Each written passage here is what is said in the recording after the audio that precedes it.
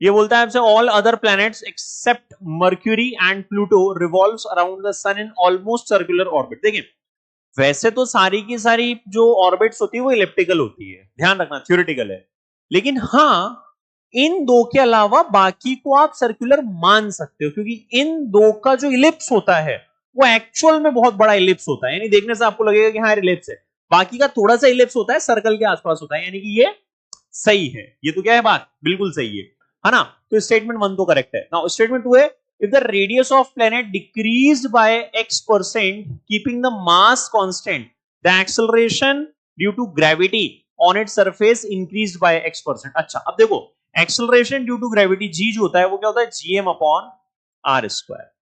अब ये क्या बोल रहा है कि जो डिस्टेंस है उसको x% से अपन कम कर दें, तो परसेंटेज चेंज इन g निकाल लेते हैं, मास को सेम रखना है ना। तो ये कितना आएगा 2 delta R upon R into 100, minus में आएगा डिक्रीज करेगा क्योंकि नीचे था।